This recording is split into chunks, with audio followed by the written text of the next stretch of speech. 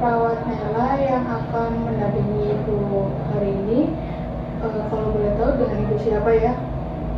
Perkenalkan, nama saya Nana, Mbak. Baik, Bu Nana senang bisa berkenalan dengan Ibu. Bagaimana perasaan Bu Nana pagi ini? Saya masih merasa takut, Mbak. Saya merasa ada orang yang mengawasi saya.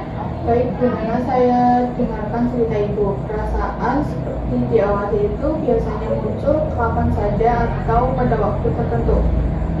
Biasanya kalau banyak orang di sekitar saya merasa mereka membicarakan saya. Apakah pikiran tersebut membuat Ibu merasa terganggu, misalnya sulit tidur atau tidak nyaman melakukan kegiatan? Iya, Mbak, saya jadi susah tidur dan lebih suka menyendiri. Baik, Bu Nana, hari ini saya ingin berbincang dengan Ibu mengenai pikiran yang membuat Ibu tidak nyaman dan kita cari cara agar Ibu bisa merasa lebih tenang. Untuk waktunya sekitar 15 menit, tempatnya di sini saja. Apakah Ibu bersedia?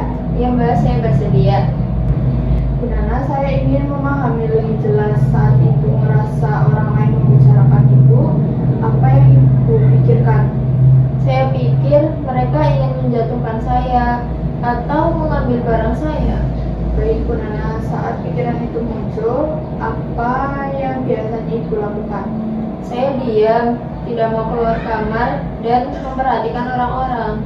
Berarti Ibu merasa cemas dan waspada ya. Selain itu, apakah Ibu pernah melihat langsung orang yang mengambil barang Ibu atau membicarakan Ibu? Tidak pernah melihat langsung, tapi saya yakin mereka melakukannya. Baik, Bu Nana, saya menghargai cerita Ibu. Sekarang kita coba melihat berdasarkan kenyataan ya. Kalau belum melihat atau mendengar langsung, berarti itu masih berupa pikiran atau kekhawatiran yang muncul ya, Bu. Iya, Mbak, mungkin hanya perasaan saya. Bagus, Bu Nana, Ibu sudah mencoba membedakan antara pikiran dan kenyataan. Kalau pikiran itu muncul lagi, Ibu bisa mengingat diri sendiri bahwa belum tentu pikiran itu benar. Iya, Mbak, saya akan mencoba. Sekarang saya ingin tahu apa yang paling Ibu butuhkan agar merasa lebih nyaman di sini. Saya ingin merasa aman dan tidak takut. Baik, Bu Nana, agar merasa aman, Ibu bisa meminta bantuan atau berbicara dengan perawat. Jika mulai merasa takut, jangan dipendam sendiri ya, Bu. Iya, Mbak. Selain itu, kegiatan apa yang biasanya Ibu suka lakukan sebelum dirawat? Saya suka membaca dan merapikan barang.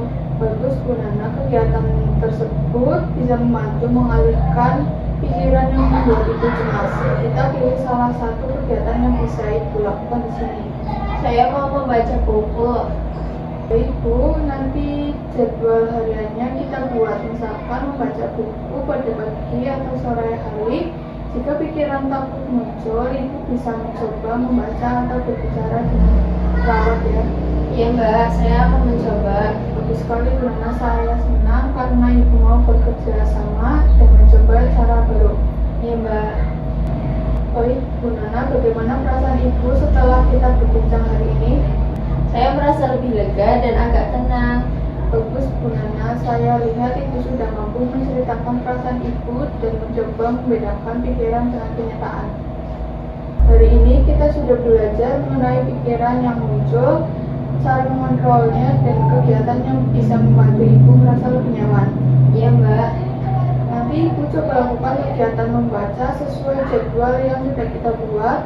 Untuk pertemuan selanjutnya, kita akan membahas kemampuan lain yang Ibu miliki dan melatihnya.